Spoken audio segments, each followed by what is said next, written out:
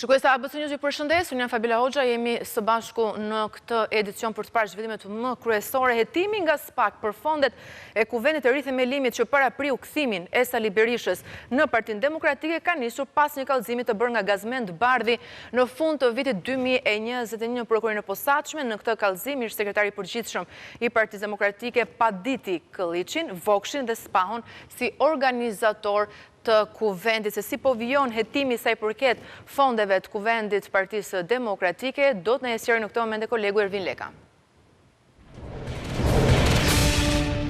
Ervin, të përshëndes, çfarë po hetohet, dhe shumë e rëndësishme edhe pjesa se kush e bëri këtë kallëzim, sepse di me ka bërë Gazmend Bardhi, një ndër personat që sot është në krah të Sali Berishës, dhe të tjerë persona që po ashtu kanë qenë, le të themi, në krah, po pse jo edhe besnik Berishës, janë po ashtu në dyert e SPAK-ut apo jo?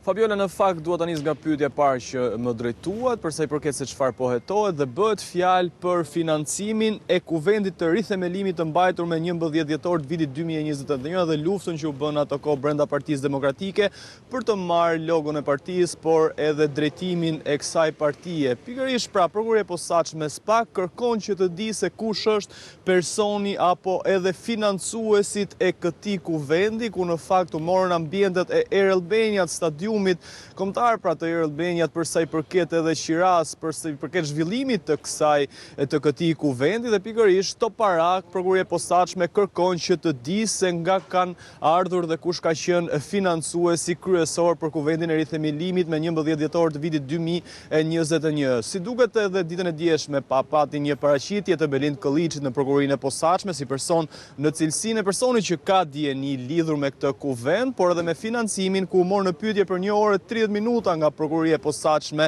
SPAK, ku pavarësisht se quajti edhe një çështje periferike, kishim të bënim pikërisht me këtë hetim të nisur nga ana e prokurorisë së posaçme, dhe zanafilla si duket është brenda radhëve të Partisë Demokratike, për shkak se në atë periudhë, pra në dhjetor të vitit 2021, ishte Gazmend Bardhi, në atë kohë si duket në kundërshtim me Belind Këlliçin dhe persona të tjerë që organizuan kuvendin e rithemelimit, dhe bëri pra 3 ditë më pas, konkretisht me datën 13 dhjetor të vitit 2021, një kallëzim në prokurorinë e posaçme, ku në këtë kallëzim ai është drejtuar edhe deputetit Belind Këlliçi, deputetës Albana Vokshi, Edmond Spaus dhe Ervin Minarolli, të cilët kanë qenë disa nga organizatorët, mund të themi, të kuvendit të rithemelimit, që si duket pra u organizua në Air Albania dhe u financua pra pikërisht nga persona që prokuroria e posaçme SPAK kërkon që të di se kush janë, por edhe si janë siguruar këto të ardhura në këtë kallëzim. Gazmend Bardhi, paktën sipas asaj se çka thuhet edhe në kallëzimin e tij, i akuzon dhe veprën penale për falsifikim të fulave, stampave ose formularëve e kryer në bashkëpunim. Pra, zanafilla e këtij kallëzimi ka qenë brenda radhëve të Partisë Demokratike dhe më konkretisht nga Gazmend Bardhi, i cili tashmë është në krah të Belind Këlliçit, por si duket në atë periudhë nga ky kallëzim nisën edhe verifikimet se si janë marrë parat për të paguar qiran e stadiumit Air Albania dhe për organizimin total të rithemelimit, pra kuvendit të rithemelimit në dhjetor të vitit 2021. E kuptoj, mirë. Ishim me kolegu Ervin Leka nga prokuroria e posaçme në këtë raportim të drejtë për drejtë. Vjoj mëtej që ndrojmë në politikë, deputet partive të reja kanë patur një impakt modest ose të vogël në kuvendin e pas 11 majit. Një investigimi ABC News tregon se në shumicën e 13 seancave plenare, ata ose nuk kanë votuar, ose kanë votuar shumë rrallë, ndërsa ndonjë deputet i ri ende nuk ka folur në kuvend. Partia Mundësia është e vetmja që konkuron me Partinë Demokratike, por vetëm me numrin e përjashtimeve për prishjen e seancave plenare. U trumbetuan me zhurmë, por partitë e reja nuk po arrin të cënojnë hegemoninë e të vjetërve. Referuar statistikave të bëra publike nga kuvendi mbi pjesëmarrjen dhe votimin e deputetëve në seanca plenare, rezulton se Ana Dajko, deputetja e Shqipëria Bëhet, nuk ka votuar në 12 seanca plenare, Agron Shehaj në 11, Erald Kapri në 9, dhe Redi Muçi në 6 seanca, që nga nisja e sesionit të ri parlamentar në 16 shtator, ndërkohë numri total i seancave të zhvilluara është 13. Praktikisht deputetja e Shqipëria Bëhet ka qenë thuajse totalisht jo aktive, ndërsa Agron Shehaj vetëm në video selfie. E përbashkëta e tyre mbetet vota kundër 2 partive të mëdha. Në seancën e 27 tetorit, Shehaj, Kapri dhe Muçi bashkuan kartonat e kuq kundër ngritjes së 2 komisioneve të posaçme parlamentare, ati për reformën zgjedhore dhe territoriale. Aso kohë ato do e cilësonin ngritjen e tyre si një pazar për të vrarë partitë e reja, të cilat ngelën jashtë tryezës së 2 komisioneve të posaçme, ndërsa vota kundër e Dajkos u evidentua në seancën e 6 nëntorit, ku ngriti kartonin e kuq për projektligjin për barazinë gjinore dhe mos ngritjen e komisionit hetimor për shkarkimin e presidentit Begaj. Në të njëjtën seancë edhe Kapri votoi kundër, ndërsa Shehaj e Muçi nuk ishin të pranishëm. Endri Shabani u zgjodh avokat populli me 85 vota pro dhe 3 kundërt me votim të fshehtë. Opozita nuk ishte në sallë në momentin e votimit, as Shehaj dhe Kapri, dhe me gjasë 3 votat kundër i përkisnin Artan Lukut, Redi Muçit dhe Ana Dajkos. Së paku Dajko në këtë rast ka votuar, megjithse këtu më shumë ka mbajtur qëndrim në krizën e brendshme të ish aleancës Shabani Lapaj. Vota e deputetës së Shqipëria Bëhet ishte një akt besnikërie ndaj Adriatik Lapajt për tradhtinë e Endri Shabanit. Edhe pse prej tradhtisë së këtij të fundit, ajo po shijon detyrën më të lartë të jetës, deputetes, pa bërë asnjë punë në parlament, aty ku ajo nuk ka folur akoma asnjëherë. Më aktivi duket Muçi. Deputeti i Lëvizjes Bashkë është shfaqur shpesh në foltore për të folur mbi problematikat e qytetarëve, nga bonuset dhe pensionet tek buxheti apo minatorët. Aktiv në foltore sa i përket diskutimeve për projektligjet kanë qenë dhe deputetët e Mundësisë, Kapri dhe Shehaj, ndonse ky i fundit jo në pak raste ka zgjedhur të bëjë protagonistin, duke u përjashtuar disa herë dhe nga seancat plenare dhe duke mos kontribuar direkt me votën e tij. Praktikisht në kuvend duhet të kishim 4 deputetë të partive të reja, që duhet të kontribonin ndryshe në opozicionin e ri në vend. Faktikisht vota e tyre ka qenë e pavlerë, ndërsa me opozitën e vjetër i kanë bashkuar incidentet dhe përjashtimet nga salla e kuvendit. Sondazhi javor në ABC News tregon se pakënaqësive të shqiptarëve për sistemin politik nuk po i shpëtojnë as partitë e reja. Ato cilësohen nga shumica të anketuarve se po kopjojnë Sali Berishën dhe nuk ofrojnë alternativën opozitare që premtuan më 11 maj. Ndërkohë gati 40% të anketuarve duan një tjetër parti politike si alternativë. Sondazhi tregon ndërkohë stabilitet në kuotat politike për Partinë Socialiste gati 44% dhe Demokratët 18 pikë më pak. Mbështetja për të vjetrit bie, shpresa për një të re, në të ardhmen vijon rritet, por te kjo shpresë nuk futen 3 partitë e reja parlamentare. Sondazhi i zëri shqiptarëve në ABC News zbulon se më shumë se 1/3 e shqiptarëve, apo 42.7% e tyre, po presin krijimin e një partie të re të cilën do e votonin që sot, kurse pjesa tjetër, 57.3%, do të votonte për një nga partitë ekzistuese. Por këtu, pjesa më e madhe sërish votojnë Partinë Socialiste dhe Partinë Demokratike, ndërsa partitë e reja të krijuara para 11 majit vazhdojnë të humbasin terren. Mbështetja e shqiptarëve për një parti të re imagjinare për momentin shkon thuajse sa mbështetja që ka sot Partia Socialiste nga votuesit, 43.9%, ndërkohë që qeveris vendin me shumicë mandatesh në parlament. Partia Socialiste ka një rënje prej 9.3% që nga zgjedhjet e 11 majit, por rënja e Partisë Socialiste nuk kthehet në rritje për opozitën. Edhe partia më e madhe opozitare, Partia Demokratike, ka një rënje thuajse të njëjtë, prej 8.7% nga 11 maj. Logjikisht partia e re që do të krijohet do të jetë jo thjesht opozitare, por edhe ndryshe. Ndaj pyetjes pse nuk e votojnë më Partinë Demokratike, 24.3% e shqiptarëve që do të votonin për një parti të re, thonë kanë humbur përfundimisht besimin, sepse mendojnë se ajo është në diktatin e plot të kryetarit Sali Berisha. 12.7% besojnë se Berisha dështoi gjatë qeverisjes së vitit 2005 deri në 2013 dhe nuk mund të ketë sukses sërish, kurse 12.5% mendojnë se doktori është shumë i vjetër për të bërë kryeministër, aktualisht 81 për 82 vjeç. Por sondazhi tregon se shqiptarët kanë humbur besimin shpejt edhe tek partitë e reja, të cilat me moshën e kuvendit nuk i kanë mbushur akoma 6 muajshin e parë. Lapaj, Shehaj dhe Qori prej 11 majit kanë humbur 3 çerekun e mbështetjes, ose një rënje prej 8.6%, fiks sa partitë më të mëdha. 20.3% e shqiptarëve që janë gati për një parti të re thonë se Lapaj, Shehaj e Qori janë kopje të vjetërve, 13.1% s'kan organizim terren, ndërsa 10.4% din vetëm të kritikojnë, pra janë të sigurt aty ku janë dhe jo ku duan të shkojnë. Sipas këtij trendi, për 3 vite me gjas edhe mund të mos ekzistojnë, ndërsa shqiptarët do presin sërish që opozicioni tyre të gjejë një figurë të re, që të bëjë një opozit tjetër, krejt ndryshe nga ajo që kemi parë deri më sot, nga molotovët e doktorit, te pabesit e Bardit e deri te lufta për një karrige e Adriatik Lapajt.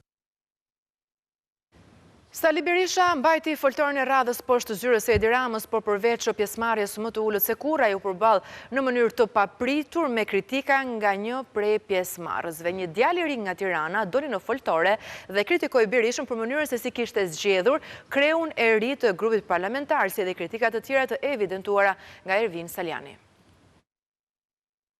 Rezistencë sipas motit, njerëzit në shesh të kuren, ashtu si temperaturat e këtij janari. Më në fund edhe militantët e Partisë Demokratike kanë filluar të besojnë se Rama nuk bie me një natë dimri.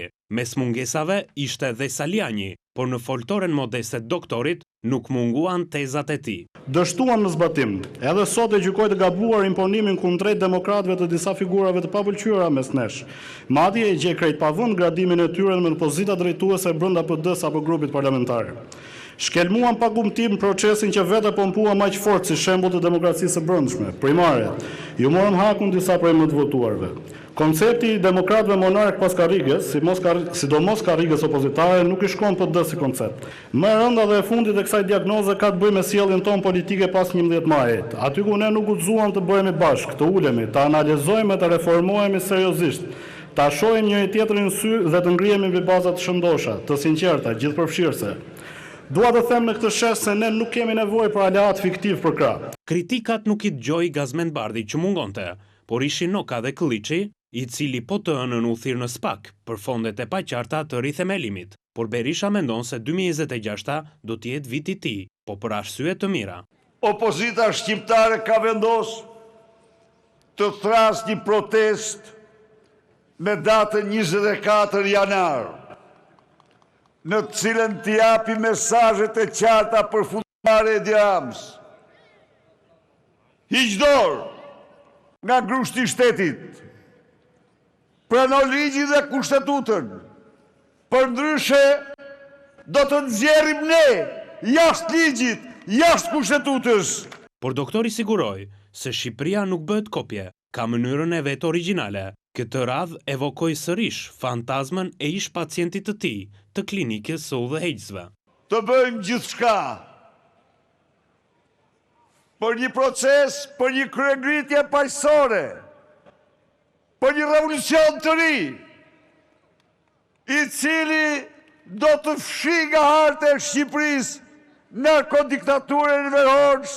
Rrisja e vetme e dekorit të protestës ishte një portret I ri I Ramës I veshur me tuta Nike, ndërsa si gjithmonë në listën e hetuar nga SPAK të qeverisë mungonte Arben Ahmetaj. Foltorja kësaj radhe zgjati 20 minuta, por më shumë se si augur I zi për jetë shkurtësinë e qeverisë, ishte sinjal se edhe doktori e ndjen të ftohtin. Gjithsesi Berishës I duhet të nxitoj. Dikush tjetër ka zënë be se do rrëzoj qeverinë një javë para tij. Tiku sa e rafroi doktori, sërish bredh në për bulevard, me premtimin se do e rrëzoj Ramën para tij më 17 janar. ABC News ka ndryshuar kanal. Si ta gjeni? E thjesht. Bëni kërkim automatik në televizorin tuaj, dekodra digital dhe Tring dhe ABC News do të shfaqet në listën e kanaleve tuaja.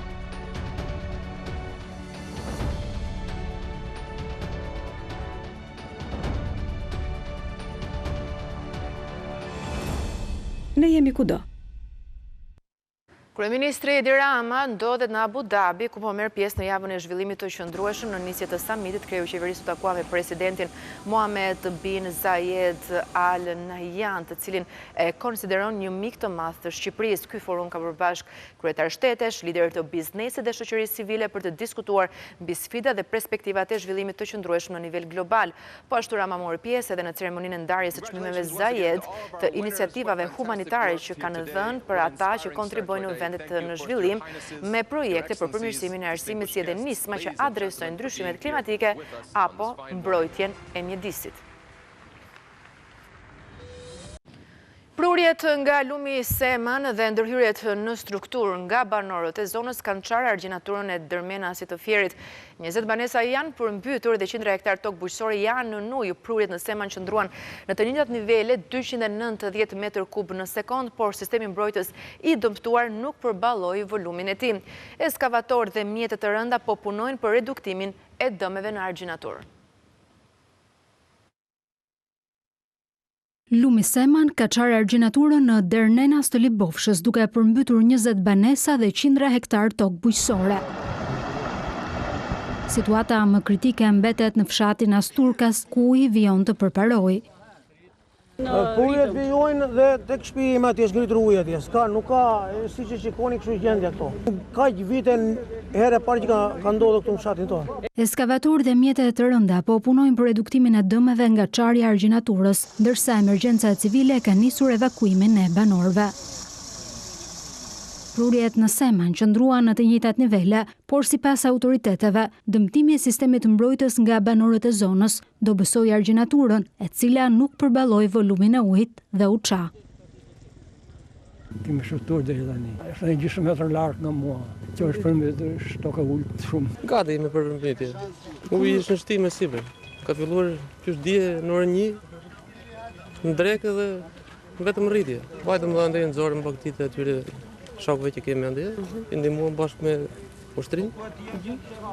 Sa të bëjmë? Ndërkohë, nga zonat e tjera të përmbytura në këtë qark nga vërshimi i Vjosës, uji ka filluar të tërhiqet, ndërsa hidrovorët po punojnë me kapacitet maksimal. Ishte gjithçka e përgatitur për këtë edicion informativ, për më tepër ju ftoj të klikoni në webin tonë abc.news.al, ku do të keni mundësi të gjeni të gjitha zhvillimet të publikuara dhe të përditësuara në kohë reale, gjithashtu ju mund të na ndiqni edhe në radio në frekuencat 105 FM. Në Ertan Prifti vjen pas pak me hapësirën sportive Sport Center. Faleminderit që na ndiqni.